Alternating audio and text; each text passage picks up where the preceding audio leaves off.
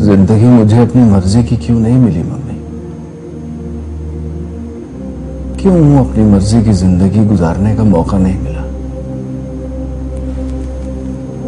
क्यों? जैसी जिंदगी सारी दुनिया जीती है मैं नहीं जी सकता? क्यों मुझे अपनी मर्जी के रिश्ते नहीं मिले? क्यों झूठ मूठ के रिश्तों के खैरात पे पला हूं? मुझे बताओगे नहीं क्या हुआ है? जिंदगी में बहुत कुछ ऐसा गुजरा, जिंदगी में बहुत कुछ ऐसा गुजरा है कि मैं आपको बताऊं, घंटों में बैठ के आपके सामने बोलता रहूं और आप सिर्फ सुनती रहें।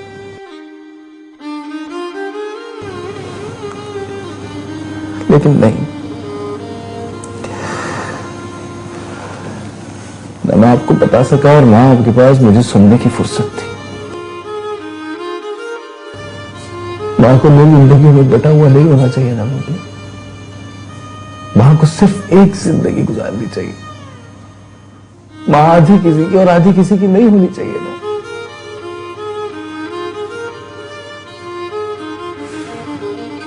मुझे देख रही है मां? मैं हूं एक बटी हुई मां का बेटा, खुद कई टुकड़ों में बटा। तो बताएं मुझे, मैं खुद को कहां से समेटूं मम्मी? कहां से समेटूं मम्मी? हैदर सुल्तान से मेरी शादी के बाद आजर इस्फहानी ने तुम्हें ले जाना चाहा।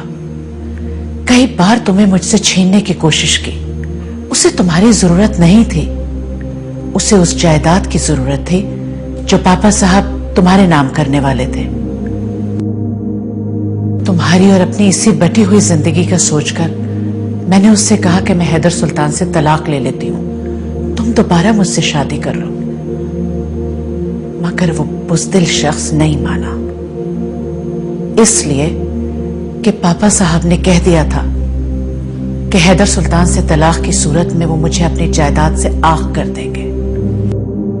उसे मलिका तो चाहिए थी, मगर पीर इनायत की बेटी की हैसियत से। तो आपने भी तो उसी जायदाद के लिए मुझे अपने पास रख लिया ना मम्मी। आपके लिए जिंदगी कितनी आसान है।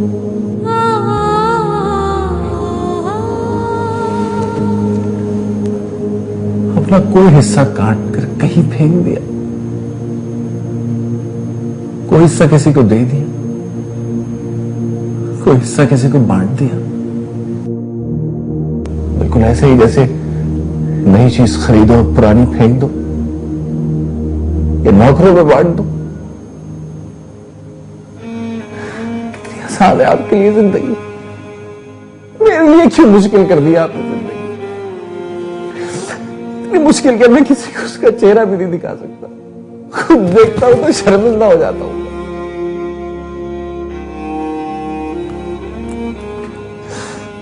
कल जब फरीसे ने नशे में धुत आजर इस्फहानी को देखा तो मुझे लगा जैसे। क्या मतलब? तुम फरीसे को वहां ले गए थे?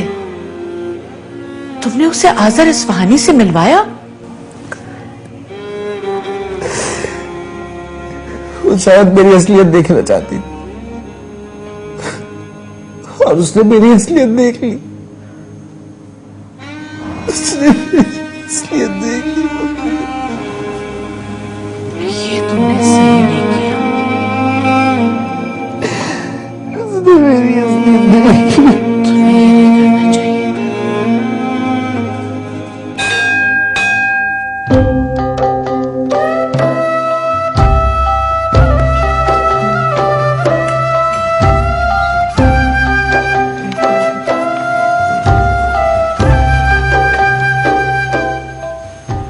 क्या बात है?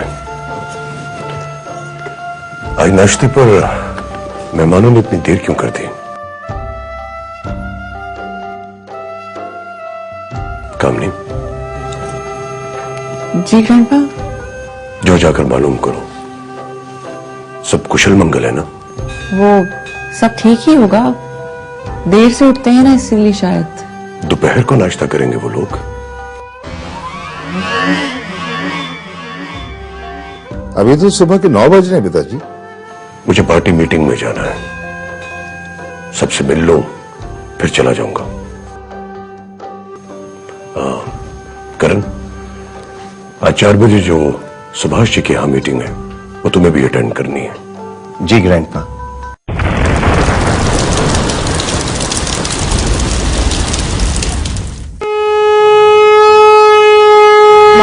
शक की तो कोई गुंजाइश ही नहीं है। मैंने खुद निर्मल को अपने कानों से ये बात कहते हुए सुना है कि उसे गौतम से शादी नहीं करनी। साफ साफ लड़की में उस लड़की ने इनकार कर दिया। यही शब्द थे उसके जो मैं आपको पहले भी बता चुकी हूँ। मेरी तो समझ में नहीं आ रहा है, अगर निर्मल को गौतम के साथ सगाई मंजूर नहीं है तो फिर ये लोग उसके साथ जबरदस्ती क्यों कर रहे हैं? मुझे तो पूरा यकीन है ये लड़की किसी और में इंटरेस्टेड है, जहाँ पर ये लोग उसका रिश्ता नहीं करना चाह रहे। लेकिन रात को वो गौतम के साथ बाहर गई थी। गौतम बहुत खुश था, बहुत ही खुश था वो।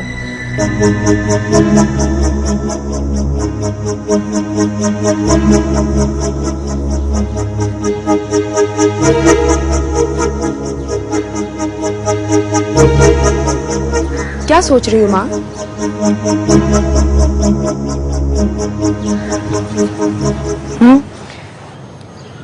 सोच रही हूँ कि क्या करना चाहिए।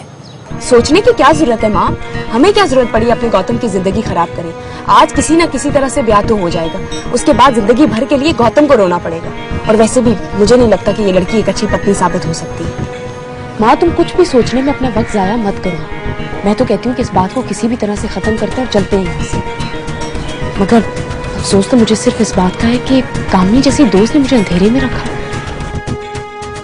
माँ, तुम गौतम के लिए परेशान हो ना? उसकी फिक्र मत करो, उसको तो मैं समझा लूंगी। और वैसे भी तुम खुद सोचो, जब गौतम को पता चलेगा कि निर्मलता की शादी उससे जबरदस्ती करवाई जा रही है तो मुझे नहीं लगता कि गौतम हाँ करेगा, वो खुद ही मना कर देगा। पूजा, बस इस बात को फिलहाल यहीं रहने दो। अरे आप दोनों सास बहू यहाँ बातें कर रही हैं, वहां पे मेजबान इंतजार कर रहे होंगे हमारा नाश्ते की टेबल पे। नहीं, बस चलिए। वैसे पूजा, मुझे इस फैमिली का ये सिस्टम बहुत अच्छा लगा। ठाकुर अंकल अपनी पूरी फैमिली को एक साथ डाइनिंग टेबल पे देखना चाहते हैं। जी, इसी तरह तो बनती है फैमिली।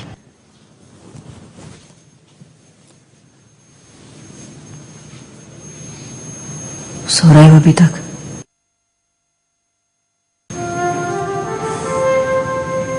उठोगे नहीं? बहुत सुबह हो गई। भाई साहब 2 बार बुला चुके नाश्ते के लिए। अच्छा सोते रहो, जाने रात को ठीक से सोते भी हो कि नहीं, मैं होकर आती हूँ। मुझे तो जाना ही है। 2 हिस्सों में तो 47 से बटी हुई थी ही, अब तो कई टुकड़ों में बिखर के रह गई हूँ। कुछ खबर नहीं कहाँ कहाँ गिरे मेरे टुकड़े, कहाँ कहाँ से समेटो इन्हें।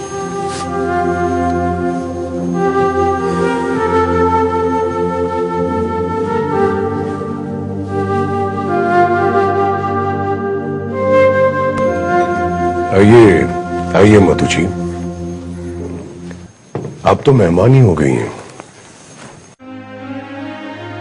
नहीं नहीं भाई साहब, मैं तो इस घर के बड़े बड़े पौधों तले पनपने वाला कीड़ा हूँ। मैं भला मेहमान कैसे हो सकती हूँ? और घर का कीड़ा तो घर वालों से ज्यादा उस घर का हिस्सा होता है, जड़ों में रहता है ना। क्यों कह रही हैं ऐसा मधु जी? किस बात से दुखी हो रही हैं आप? आपका मेहमान नहीं आया मधु जी नाश्ते के लिए? इनको क्या जरूरत है उसके बारे में पूछने की? वो सो रहा था। क्या मामला है? इतनी देर तो वो नाश्ते पर आने में कभी नहीं करते।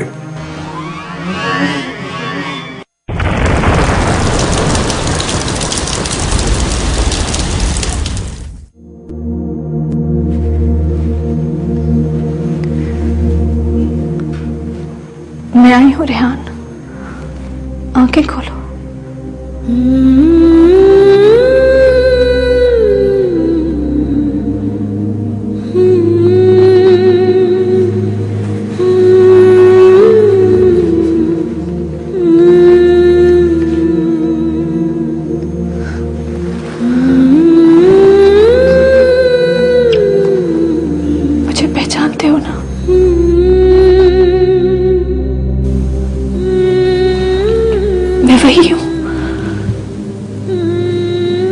हुक्म दिया था किसी और के साथ मोहब्बत का खेल रचाने का।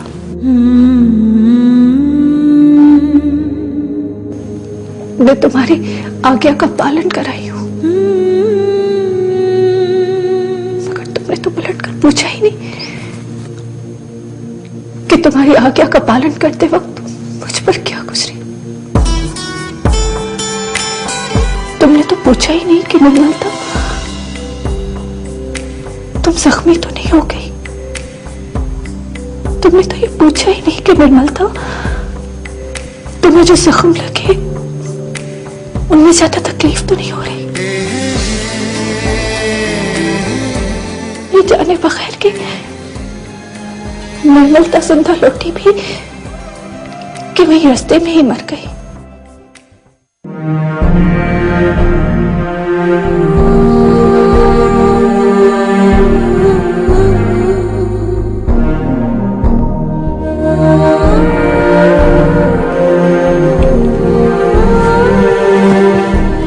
इन हाथों को देख रहे हो?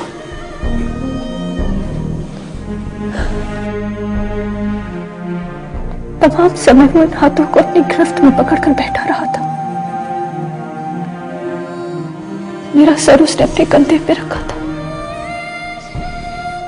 और पता नहीं कितनी देर तक मैं अपना सर उसके कंधे पे रख के बैठी रही। तुम्ही ने तो कहा था कि अपनी मोहब्बत के जवाब में वो मुझसे जैसी मोहब्बत मांगे मैं उसे दूं। फिर भला अपना सर उसके कंधे से कैसे हटा सकती थी?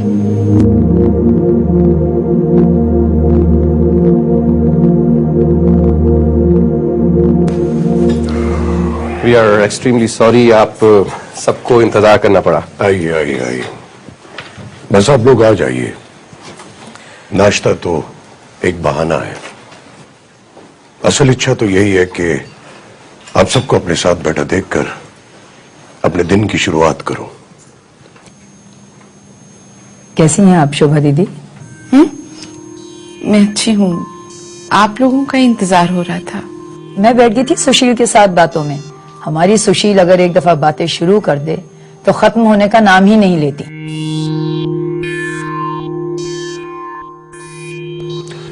आप लोग नाश्ता शुरू कीजिए। दरअसल मुझे पार्टी की एक बहुत जरूरी मीटिंग में जाना है। कुछ लम्हे आप लोगों के साथ गुजारूंगा तो ही जा सकूंगा। वाह भाई, अपने देश का नाश्ता अंग्रेज ना ले जा सका, क्या बात है। पूरी, अचार, कचौरी ग्रेट। भाभी, इनसे पूछे ना कि वो नाश्ता नहीं करती। कौन? वही निर्मलता। और कौन? चुप रहो तुम। दूसरा हुक्म कब दे रहे हो? अब की बार क्या हुक्म दोगे? अपना उसे सौंप दो। अपना पूरा शरीर, पूरी आत्मा, पूरा दिल, पूरा दिमाग।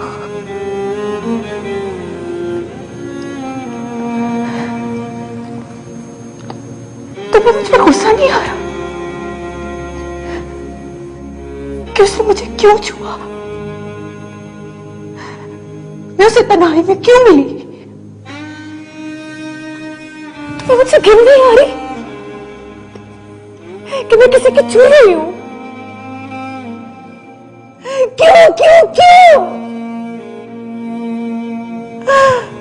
मुझ पे दया भी नहीं आती। मुझ पे दया करो प्लीज, मुझ पे दया करो, मुझ पे दया करो, मुझ पे दया करो।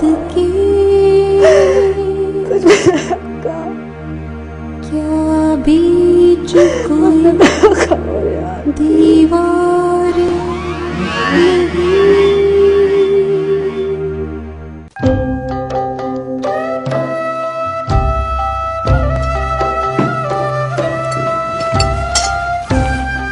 शोभा दीदी, मैं सोच रही थी आज मैं अपनी बहू के साथ जरा शॉपिंग के लिए निकल जाऊं। मेरा मतलब है अपनी होने वाली बहू के साथ। भाभी, माँ क्या कह रही है? आज तो मैं उसे अपने साथ ले जाने का सोच रहा था। गौतम प्लीज। हाँ क्यों नहीं, जब चाहो ले जाना। हमारी निर्मलता तो अब तुम लोगों की है, अब तो हमें उसके लिए तुम लोगों से इजाजत लेनी चाहिए। बिल्कुल ठाकुर अंकल, निर्मलता तो अब हमारी है। जितनी हमारी है उतनी ही आपकी भी है।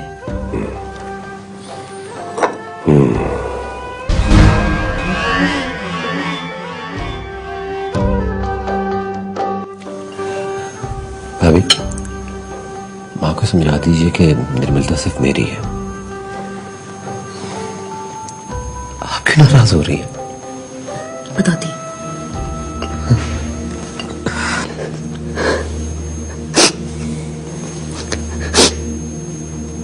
अब आप चाहिए प्लीज,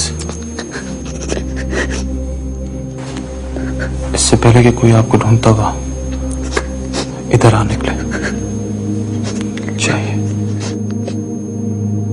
चली तो नहीं जाओगे ना? बच्चे चुप करो।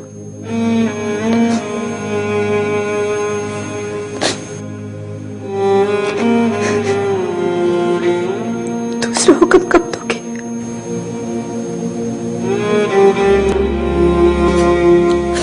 पता नहीं, शायद तब जब मुझे भी हुक्म मिलेगा।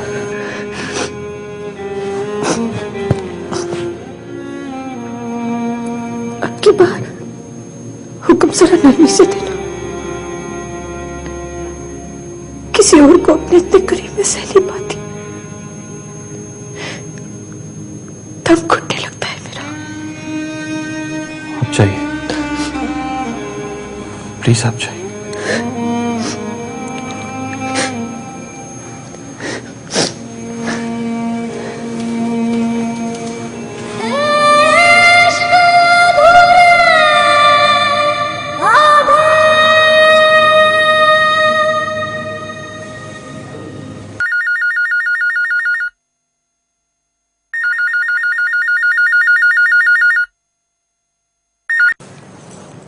हेलो,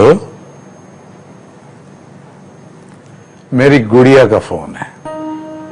मैं भी सोच रहा था कि इतने दिनों से खामोशी, इसका मतलब है रावी चैन ही चैन लिखता है।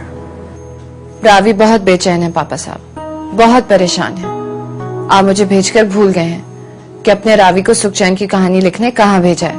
मुझे पता है कि मैंने तुम्हें कहां भेजा है। जहां न सुख है और न चैन है। तुम्हें वहां इसलिए तो भेजा है कि वहां सुख और चैन जाकर फैलाओ।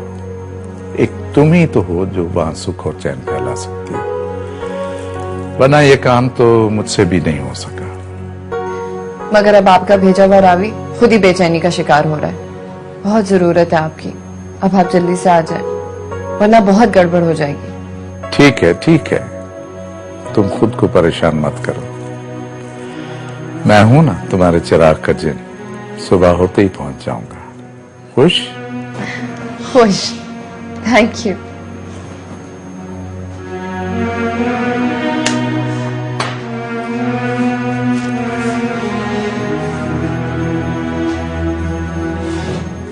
फजल जी, सिफात और परीजे कहाँ हैं? ये सफात साहब कह रहे हैं नाश्ता नहीं करना है। उनका तो आज फिर मूड खराब है। अच्छा, और परीजे कहाँ हैं? वो तो दरवाजे ही नहीं खोल रही। ठीक है, तुम जाओ।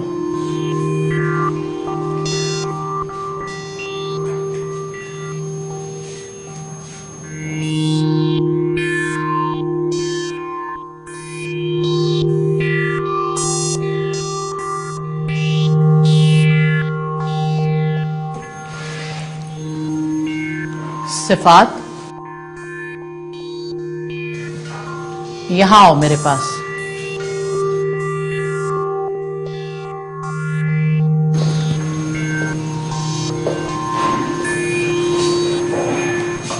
क्या बात है, परेशान हो?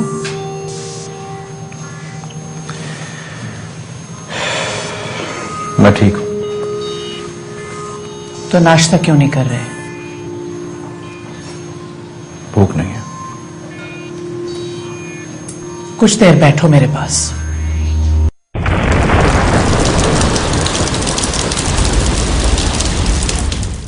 क्या हुआ है? कुछ नहीं। मैं जानना चाहती हूं कि आजर इस्फहानी से मिलने के बाद तुम्हारे और परीजे के बीच क्या बात हुई है जिसने तुम्हें परेशान कर दिया है? मेरे और उसके बीच था ही क्या, सिवाय हमदर्दी के? नहीं, उसे तुमसे हमदर्दी नहीं है। तुमसे उसकी मोहब्बत कोई ढकी छुपी चीज नहीं है, उसकी निगाहों से जाहिर होती है। जिस तरह वो तुम्हें देखती है, जिस तरह वो तुमसे बात करती है, वो सब उसकी हमदर्दी थी मम्मी।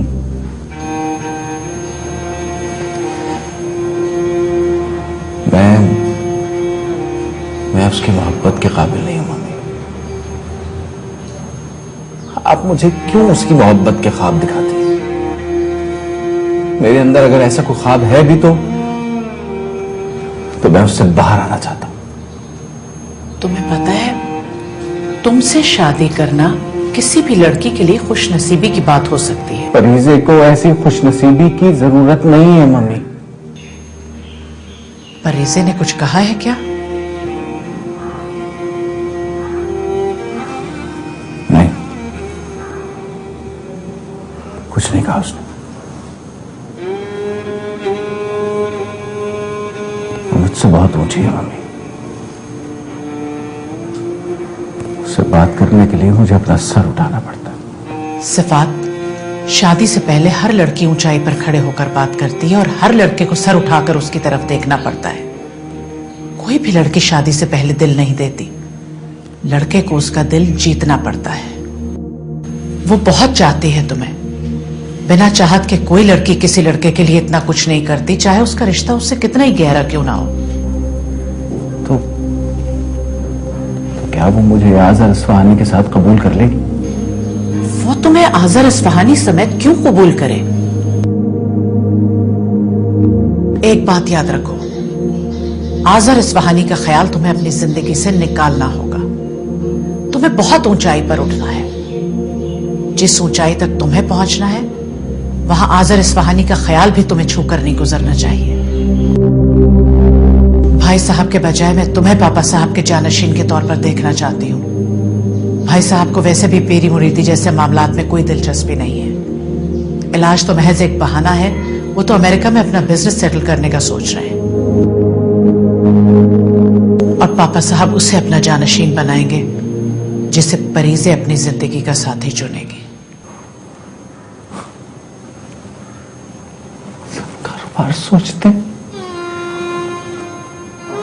माँ भी, बाप भी, दोस्त भी, दुश्मन भी,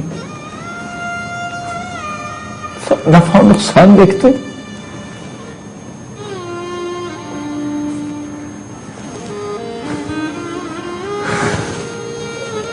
ये जो दुनिया है ना मम्मी, ये एक जुआ खाना है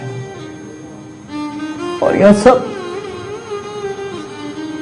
जुआरी जीत चुके। इस जुए खाने में सिर्फ मैं एक ऐसा जुआरी बाजी हार चुका। मैं हारा हुआ जुआरी हूं।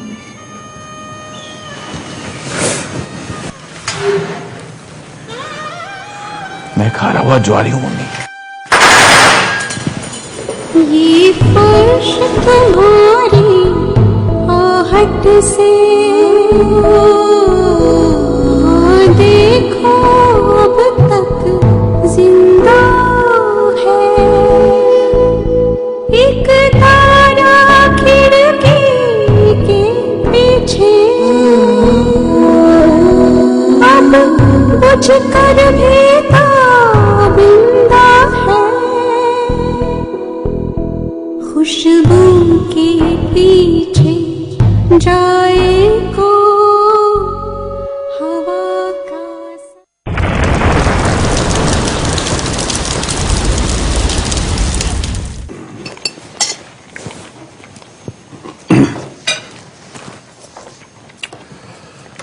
मैं चलता हूं, मुझे देर हो रही है। तुम लोग बैठो बैठो। क्षमा चाहता हूं, इस सब के बीच में से उठ के जा रहा हूं। जी तो नहीं चाह रहा, मगर क्या करूं, वहां सब लोग मेरा इंतजार कर रहे हैं। सोनिया जी भी पहुंचने वाली होंगी, कुछ जरूरी मामला तय करने उनसे। आप जरूर जाइए ठाकुर अंकल, हमें मालूम है आपका समय बहुत इंपॉर्टेंट है। सोनिया जी से मिलने का तो मुझे भी बहुत शौक है Thakur uncle. What a great lady. जरूर मिलना। आएंगी ना निर्मलता और गौतम की सगाई पर? रियली? मेरा तो बहुत पुराना सपना पूरा हो जाएगा। जरूर पूरा होगा, भगवान की दया से। नमस्कार।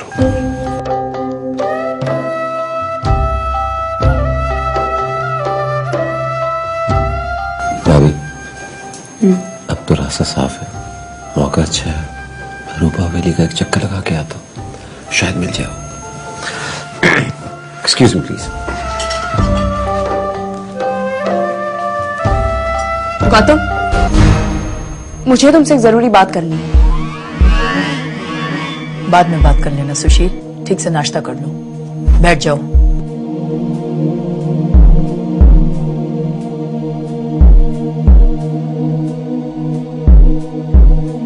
निर्मलता,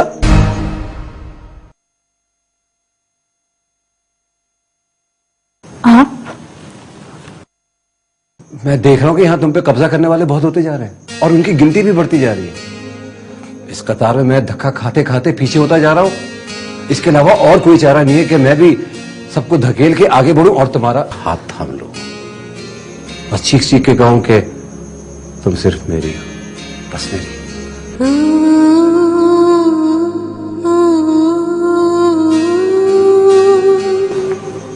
आज मिलोगी ना? देखो, इनकार नहीं सुनूंगा मैं। रात की मुलाकात तो लगता है कि एक सपना था। दूसरी बार मिलकर आज शायद इस सपने पे विश्वास हो जाए। गौतम,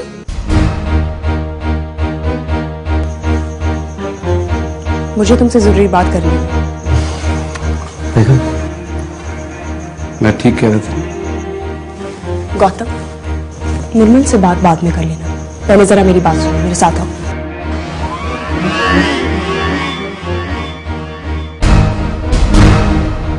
यहाँ क्यों लेकर आ रही हैं आप मुझे? भाई, ऐसी कौन सी राज की बात है जो आप निर्मल के सामने नहीं कर सकती? गौतम, तुम आओ तो सही। अच्छा, मैं बीच रास्ते में हाथ नहीं पकड़ूंगा, चुप चुपा के पकड़ूंगा, बस ठीक है?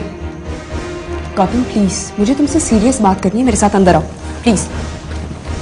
लगता है कि आज मेरी यहाँ पिटाई होने वाली है। भाभी, भारत में प्रेम रचाना इतना मुश्किल क्यों है? तभी तो इतने लोग यहाँ परेशान रहते हैं। गौतम, मेरी बात गौर से सुनो। अच्छा, मेरा बाजू तो छोड़े ना। चुप रहो तुम। अच्छा लीजिए, चुप हो गया। बात क्या है बताए ना। देखो गौतम, निर्मल वो नहीं है जो तुम समझ रहे हो। मैं भी तो यही कह रहा हूँ कि वो नहीं है जो हम उसे समझ रहे हैं। क्या तुम उसके बारे में पहले से जानते हो? इतना आसान है उसे जानना? वो तो एक पहेली है। मगर मैं वो पहले जान गई। जी, मुझसे भी पहले? ना भाभी, दिस इज नॉट फेयर। कहा ना चुप रहो। अच्छा, मैं अब चुप हूं, बोलिए क्या कह रही थी? देखो, निर्मलता वो नहीं है जो हम लोग उसे समझ रहे हैं। कल रात को मैं उसके कमरे के पास से गुजरी थी तो। क्या? रियली? उसके कमरे की तरफ से गुजरी? मुझसे पहले? गुड। बाय द वे, उसका कमरा है किस तरफ? मैं तो इतने दिनों से यहाँ रह रहा हूँ, उसका कमरा तलाश कर रहा हूँ, मुझे तो नहीं मिलता। इतनी बड़ी हवेली है, भूल भुलैया है, यहाँ ढूंढने किसी और को निकलो, मिल कोई और जाता है। गौतम, तुम कुछ देर शांति से मेरी बात नहीं सुन सकते?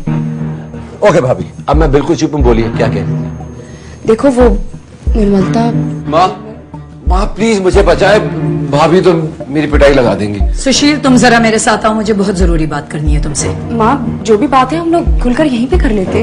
हाँ, मुझे कोई एतराज नहीं। ये औरतों की बात है, तुम्हारे सुनने की बात नहीं है। आओ तुम मेरे साथ सुशील। ये औरतों को शादी के दिनों में क्या हो जाता है?